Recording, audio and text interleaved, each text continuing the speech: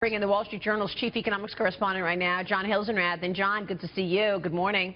Good to be here, Maria. We've been talking all about the Bank of England this morning and the fact that we're expecting rates to move lower out of the Bank of England this morning. What is your most important element that you're watching this morning? Is it the Bank of England? Is it earnings? JP Morgan coming out? What's going to set the tone for the economy and markets?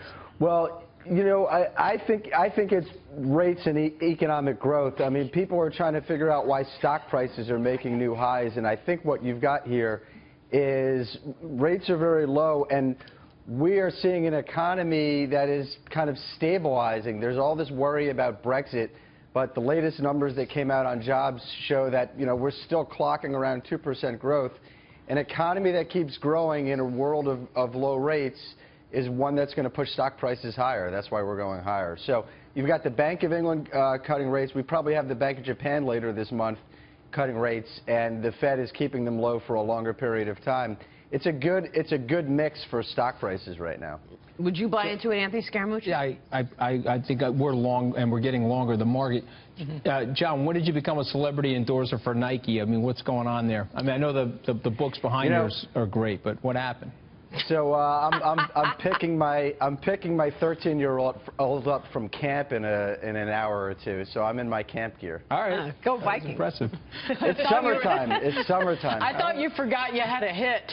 Yeah. And like rushed to the studio. Well, we like it anyway. I'm up in Rhode Island enjoying the weather, and you know, I'm playing a little casual today. Hey, you're up in Rhode Island. I hope that's okay with our producers. Well, it's okay with us. We think you look great. But while you're in Rhode Island, voters across the country and in Virginia and Colorado are identifying the economy as the #1 issue, John. This keeps coming up. Look at this new Fox poll out this morning. 80% of those in Virginia, they say the economy is #1. Colorado, 86%. What do you think is most important for the candidates' proposals to really resonate with these folks?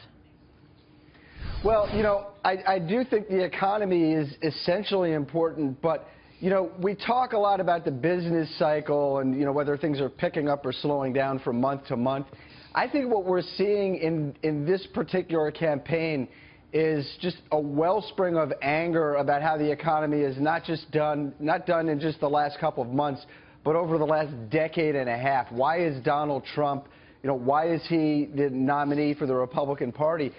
You know, we've been doing a lot of reporting on the effects of trade on American communities around the country, and a lot of people feel like they've been hurt by trade. They've been hurt by trade in particular with China. So that's really resonating, and it's forced Hillary Clinton to go back on on her support for things like TPP. It's really propelled Donald Trump. So I think the trade debate is going to be really important, and of course the tax debate is going to be really important. Trump has to answer how is he going to pay for the tax cuts that he's proposing, and Hillary Clinton has to answer, you know, how her tax proposals, raising taxes on the wealthy, is going to get an economy that can't growing any faster than it's grown. John, it's Dagan McDowell. In terms of the low interest rates and how that plays into the election, do people because the Journalist has a story today that Germany was the first Eurozone nation to sell a 10-year bond with a negative yield. With these rates being so low, are people actually, rather than being positive about them, actually being hurt by them? Because, again, the people who save are the ones who get the short end. You know, it's kind of interesting, the political dynamics of rates. So there are a lot of people out there who are very angry at the Federal Reserve, particularly older retirees who can't live on a fixed income. So they're going to go with the upstart candidate who is anti-establishment. That's Donald Trump, right?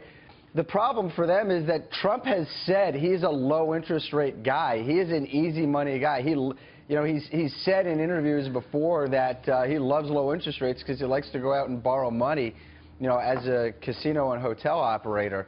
So I'm not sure that the people who are angry at the Fed are going to get what they want with Donald Trump. He's pretty much said he'd keep Yellen in office until her term comes up, and then I think he'd go out and find another low interest rate person to replace her. Yeah, I mean, the Bank of England is going to lower rates probably in the coming hour.